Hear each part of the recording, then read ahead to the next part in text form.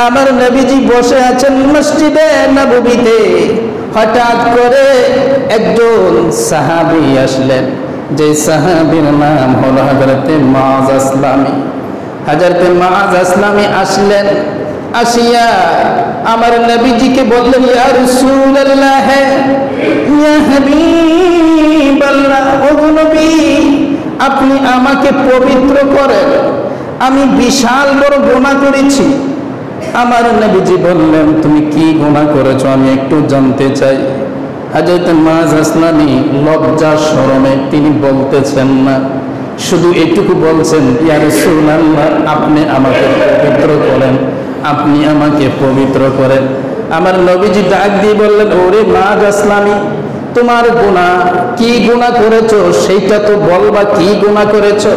হযরত মুআয আসলামী বললেন, ইয়া রাসূলুল্লাহ আমি তো বড় একটা গুনাহ করেছি, সেইটা হলো জিনা করে ফেলেছি। চিন্তা করেন, জিনা করে ফেলেছে হযরত মুআয আসলামী, তার মানে নবীজির সাহাবী। কে? নবীজির সাহাবী। খেয়াল রাখবেন, হযরত মুআয আসলামী বিশাল বড় অন্যায় করেছে, তিনি জিনা করেছে। ডেকে বললেন, ইয়া রাসূলুল্লাহ এত বড় পাপ করেছি, আমার মনে হয় আমার আল্লাহ আমার প্রতি গুসা হয়ে গেছেন, যার কারণে আমি জাহান্নামী হয়ে গেছি। হুজুর আপনি আমাকে মেহেরবানি করে পবিত্র করেন। আল্লাহর নবী তিনি মনে করেছেন হয়তো জিনা করে নাই, কিন্তু এমনি কারোর দিকে তাকিয়েছে, তিনি ডান দিকে ফিরে ফেললেন। হযরত মুআয আসলামী নবীজির সামনে ডান দিকে গেলেন, আমার নবীজি চেহারাখানা আবার বাম দিকে ফেরালেন। হযরত মুআয আসলামী আবার বাম দিকে গেলেন, আবার পেছন দিকে ঘুরে বসলেন আমার নবীজি। হযরত মুআয আসলামী আবার পেছন দিকে গিয়ে আবার সামনাসামনি হলো। আমার নবী ডেকে বললেন, ওরে মুআয আসলামী সত্যি করে বলো, তুমি কি সত্যিকারই কি তুমি জিনা করেছো? হযরত মুআয আসলামী চোখের পানি ছেড়ে দিলেন, কান্না করে বলছেন, ইয়া রাসূলুল্লাহ হুজুর আসলে সত্যিকারই আমি জিনা করেছি, আমার মনে হয় হুজুর আমি জাহান্নামী হয়ে গিয়েছি, আমার মনে হয় আমি কোনোদিন জান্নাতে যেতে পারবো না। আল্লাহর নবী সাল্লাল্লাহু আলাইহি ওয়াসাল্লাম তিনি কিছুক্ষণ ধুম ধরে থাকলেন, চুপ করে থাকলেন। চুপ করে থেকে সাহাবীদেরকে বললেন, ওরে সাহাবীরা, আমার মুআয আসলামী নিজের পবিত্র হওয়ার জন্য আমার কাছে আসছে, তাকে পবিত্র করার জন্য যাও কোরআনের আইন অনুযায়ী, আল্লাহ পাকের আইন অনুযায়ী কোমর পর্যন্ত একটা গর্ত করো। খেয়াল করেন, কোমর পর্যন্ত একটা গর্ত করো, যেই গর্তের মধ্যে মুআয আসলামীকে তোমরা ঢুকিয়ে দাও। ঢুকানোর পরে তখন তোমরা দূর থেকে পাথর নিক্ষেপ করবে, পাথর নিক্ষেপ করবে এমন ভাবে বৃষ্টির মতো নিক্ষেপ করতেই থাকবে ততক্ষণ পর্যন্ত যতক্ষণ পর্যন্ত মুআয আসলামীর মৃত্যু না হয়। আমার নবীজি বললেন, একটু চিন্তা করেন আমার ভাইয়েরা, সাহাবীর ক্ষেত্রে, শুধু সাহাবীর ক্ষেত্রে নয়, এই পর্যন্ত আপনারা খেয়াল করেন, এই বর্তমানে কি এই বিধান কি উঠে গেছে নাকি? কোরআনের আয়াত থেকে উঠে গেছে না আছে? এখনো কিন্তু আছে। আমার ভাইয়েরা রে, যদিও আমার সোনার বাংলার জমিনের মধ্যে এই আইনটা নাই, কিন্তু আরবের মধ্যে এই আইনটা আছে। আমার ভাইয়েরা হয়তো তারা ভিন্ন প্রকৃতি ভাবে করে, পাথর দিয়ে করে না, হয়তো তরবারি দিয়ে করে, কিন্তু বিধানটা তারা মানে। আমার সোনার বাংলাদেশের মধ্যে এই বিধানটা নাই। ও আমার ভাই খেয়াল করেন, হযরত মুআয আসলামীকে নিয়ে যাওয়া হলো ময়দানের মধ্যে, নিয়ে ওই গর্তের মধ্যে ঢুকিয়ে দিল। হযরত মুআয আসলামী গর্তের মধ্যে সর্বপ্রথম একটা উটের হাড্ডি নিয়ে আসলো।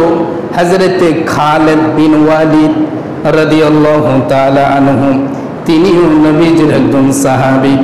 একটু খেয়াল করেন, হযরত খালিদ বিন ওয়ালিদ একটা হাড্ডি নিয়ে আসলেন। সেই হাড্ডিটা ধারালো একটা হাড্ডি, উটের হাড্ডি। সেই হাড্ডি দিয়ে সর্বপ্রথম আঘাত করলো হযরত মুআয আসলামীকে। আঘাত করার সাথে সাথে এমন জোরে আঘাত করলো যে আঘাতে ফিনকি দিয়ে রক্ত বাহির হলো। যেই রক্তখানা তার জামার মধ্যে পর্যন্ত পড়েছে। হযরত খালিদ বিন ওয়ালিদ একটু তিনি নারাজ হলেন, মুখটা তিনি কেমন কেমন জানে করলেন। আর চিন্তা করলেন এত বড় একজন জেনাখুর, জেনা করেছে, তার রক্ত আমার শরীরের মধ্যে পড়েছে। একটু খেয়াল করেন, তার মধ্যে একটু অহংকার আসলো। আর চিন্তা করলো জেনা করেছে, এত বড় একজন পাপী, সেই পাপীর রক্ত আমার শরীরের মধ্যে পড়েছে, যার কারণে একটু নারাজ নারাজ কেমন কেমন করেছে। আল্লাহর নবী ওই জায়গা থেকে তার দিকে তাকালেন, তাকিয়ে ডাকে বললেন, ওরে খালিদ বিন ওয়ালিদ, শোনো শোনো, তোমাকে আমি লক্ষ্য করেছি, হাড্ডি দিয়ে যখন তুমি আমার মুআয আসলামীকে আঘাত করেছো, সেই রক্ত ফিনকি দিয়ে বের হলো। সেই রক্তখানা বের হয়ে তোমার জামার মধ্যে, শরীরের মধ্যে পড়েছে, যার কারণে তোমার কাছে একটু খারাপ লেগেছে। আর তোমার মধ্যে এমন একটা চিন্তা চেহারার মধ্যে বোঝা যায় যে একজন পাপী গুনাহগারের রক্ত তোমার শরীরের মধ্যে পড়েছে, লেগেছে, তোমার মধ্যে একটু অহংকার জন্ম নিয়েছে। ওরে খালিদ বিন ওয়ালিদ, তোমাকে আমি বলছি, তোমরা শুনো। ওরে সাহাবে কেরাম, তোমরাও শুনো। আমার মুআয আসলামীর ব্যাপারে, যাকে তোমরা হত্যা করবে, যাকে তোমরা পাথর নিক্ষেপ করবে, তার ব্যাপারে তোমরা শুনো ভালো করে। এই যে মদিনার এরিয়ার ভেতরে, সমস্ত পুরো মদিনার এরিয়ার ভেতরে যত মানুষ আল্লাহ তাআলা সৃষ্টি করেছেন, কিয়ামত পর্যন্ত আসবে, সমস্ত মানুষগুলো যদি জাহান্নামী হয়ে যায়, সমস্ত মদিনার মানুষগুলো যদি জাহান্নামী হয়ে যায়, আর সমস্ত প্রতিটা মানুষকে যদি হযরতে মুআয আসলামী তাওবার যে গুণ রয়েছে এবং তাওবা করেছে, সেই তাওবাটা যদি বন্টন করা হয়, ভাগ করা হয়, ভাগ করে করে পুরোটা মদিনাবাসীর মধ্যে যদি বিলীন করা হয়, বন্টন করা হয়, তারপরে আমার আল্লাহ তাআলা তার একজনের তাওবার কারণে সমস্ত মদিনাবাসীকে আমার আল্লাহ মাফ করে জান্নাতি বানিয়ে দিবেন। সুবহানাল্লাহ।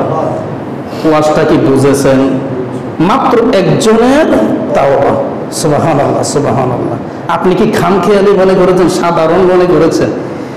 হযরত মুআয আসলামী তিনি আসামি, এই কথা সত্য, তিনি আসামি, তিনি অন্যায় করেছে, পাপ করেছে, যার কারণে তিনির মতন আরেকজন সাহাবী, তিনির নাম হচ্ছে খালিদ বিন ওয়ালিদ, তিনি উটের হাড্ডি দিয়ে আঘাত করার কারণে রক্ত ফিনকি দিয়ে বের হয়ে তার শরীরে পড়েছে, যার কারণে তার মধ্যে একটু অহংকার জন্ম নিয়েছে যে একজন পাপীর রক্ত আমার শরীরে পড়লো, এমন একটা কিছু জন্ম নিল তার শরীরে, তার চেহারার মধ্যে কেমন কেমন একটা ভাব।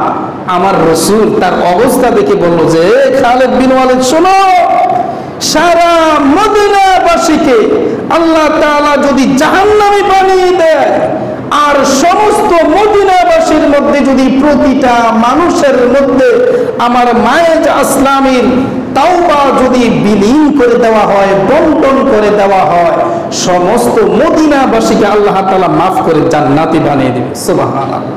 তাহলে এবার বুঝেন একজন ব্যক্তির তাওবা কি পরিমাণ ছিল, যার কারণে আল্লাহ তাআলা তার প্রতি রাজি হয়ে গিয়েছেন, খুশি হয়ে গিয়েছেন। শুধু তার পাপই শুধু ক্ষমা করেন নাই, ক্ষমা তো করেছেনই, এবং তার মর্যাদা অনেক সাহাবীর চাইতে উঁচু মর্যাদা করে দিয়ে জান্নাতি বানিয়ে দিয়েছেন। সুবহানাল্লাহ। এই জন্য রে আমার ভাইয়েরা, যত বেশি তাওবা করবে বান্দা, যত বেশি আল্লাহ পাকের দরবারে ফরিয়াদ করবে, হাত তুলবে, বান্দা চোখের পানি ছেড়ে দিবে। বান্দা চোখের পানি মহান আল্লাহ তাআলার কাছে অনেক ভালো লাগে, তাওবা অনেক ভালো লাগে। খেয়াল করেন আমার ভাইয়েরা, এই যে পুকুরের পানি, এই যে সাগরের নদী নালার পানি, সারা পৃথিবীর পানি যদি আপনি জাহান্নামের আগুনের মধ্যে দিয়ে দেন, খেয়াল করেন সারা পৃথিবীর মধ্যে যত পানি আছে সমস্ত পানি যদি আপনি জাহান্নামের আগুনের মধ্যে দিয়ে দেন, জাহান্নামের আগুন বন্ধ হওয়ার জন্য আপনাদেরকে জিজ্ঞেস করি, সেই আগুন কি বন্ধ হবে? কথা কয় না বন্ধ হবে? বিন্দু পরিমাণ বন্ধ হবে না। ও আমার ভাই খেয়াল করেন, সারা পৃথিবীর সমস্ত পানি দেওয়ার পরেও আপনার জাহান্নামের আগুন বিন্দু পরিমাণ, চুল পরিমাণ বন্ধ হওয়ার কোনো ব্যবস্থা নাই। কিন্তু আপনি আল্লাহ পাকের ভয়ে যদি চোখের পানি ছেড়ে দেন, সামান্য মাছির মাথা পরিমাণ যদিও আপনার চোখের পানি বের হয়ে যায়, সেইটা যদি হয় আমার আল্লাহ পাকের ভয়ে, জাহান্নামের ভয়ে, সেই এক ফোঁটা পানি জাহান্নামের আগুন বন্ধ করে দিবে। সুবহানাল্লাহ। কি বুঝলেন? সারা পৃথিবীর পানি দিল, জাহান্নামের আগুন বন্ধ হবে না। ও ভাই, জাহান্নামের আগুন বন্ধ করতে পারবেন না, কিন্তু সামান্যটুকু সরিষার দানা পরিমাণ পানি যদি আপনি ছেড়ে দেন, আপনার চোখ দিয়ে বাহির হয়, তখন আল্লাহ তাআলা সমস্ত জাহান্নামের আগুন বন্ধ করে দিবেন। তার কারণ হলো একটাই, সেইটা হলো তাকওয়া, ইত্তাকুল্লাহ, আল্লাহর ভয়। কারণ আল্লাহ তাআলার কাছে সবচাইতে ভালো লাগে বান্দা যখন তাওবা করে, বান্দা যখন আল্লাহকে ভয় করে। ওরে আমার ভাইয়েরা, গুনাহ প্রতিটা মানুষেরই গুনাহ আছে, প্রতিটা মানুষেরই গুনাহ আছে। এই যে জায়গার মধ্যে যিনি ইমামতি করবেন তারও যথেষ্ট পরিমাণ গুনাহ আছে। এমন কোনো মানুষ নাই পৃথিবীর জমিনের মধ্যে গুনাহ নাই। শুধু শুধু নবী রাসূল ব্যতীত, নবী রাসূলদের ব্যাপারে ভিন্ন কথা। নবী রাসূলদেরকে আল্লাহ তাআলা মাসুম বানিয়ে দিয়েছেন। সুবহানাল্লাহ। আমরা নবীও না, রসুলও না, সাহাবিও না। আমরা কি সাহাবি? সাহাবিও না, সাহাবিরও জান্নাতি। যেহেতু আল্লাহ বলছে রাদিয়াল্লাহু তাআলা আনহু ওয়া রাদু আনহু, আল্লাহ তাআলা রাজি খুশি। এখন আমরা যারা আছি আমাদের ওরকম কোনো সার্টিফিকেট নাই যে এই সার্টিফিকেট দেখে আমরা জান্নাতে যেতে পারবো, আছে? নাই। আমাদের আমলও দুর্বল, সর্বদিকে আমরা দুর্বল। আমার ভাইয়েরা রে, এই জন্য সবসময় খেয়াল রাখবেন, সবসময় খেয়াল রাখবেন, চোখের পানি যখন বান্দা ছেড়ে দেয়, এই ব্যাপারে সহিহ আল বুখারীর মধ্যে একটা হাদিস পেয়ে যাবেন। সুন্দরভাবে একটা হাদিস আসছে। নবী আরবি সাল্লাল্লাহু আলাইহি ওয়াসাল্লাম তিনি বলেন, কোন যুবক যদি, কোন আল্লাহর যুবক বান্দা যদি চোখের পানি ছেড়ে দেয়, সেইটা কি হয়? আমার নবীজি নিজেই হাদিস খানা বলেছেন, সুন্দর ব্যাখ্যা স্বরূপ তিনি বলেছেন। আমার নবী বলেন, চোখের পানি ছেড়ে দিলে আমার আল্লাহ তাআলা তার জন্য জাহান্নাম হারাম করে দেয়। কিভাবে হারাম করে দেয় আমার ভাইয়েরা একটু শুনেন। গাভীর বাট থেকে আমরা দুধ দহন করি না? দুধ দহন করি। আচ্ছা বলেন তো দেখি, আপনাকে যদি আমি আবার বলি, ভাই রে, যেই দুধটা আপনি দহন করছেন বাট থেকে, সেই দুধটা আপনি আবার ফেরত দেন, কি পারা যাবে? কথা কোনা পারা যাবে? বাটের মধ্যে ফেরত দেওয়া সম্ভব না, চেষ্টা করলেও হবে না। আমার নবীজি এত সুন্দরভাবে আপনার জন্য আমার নবীজি মেসেজটুকু দিয়েছেন। ও আমার ভাই, রাসূল আমার বলেন, কোন বান্দা যদি চোখের পানি ছেড়ে দেয়, আমার আল্লাহ তাআলা চোখের পানির বিনিময় জাহান্নাম এমন ভাবে হারাম করে দেয়, যেমনি ভাবে গাভীর বাট থেকে দহনকৃত দুধ ফেরত দেওয়া সম্ভব নয়, তেমনি ভাবে এই বান্দাকে জাহান্নামের আগুনে জ্বালানো সম্ভব নয়। সুবহানাল্লাহ।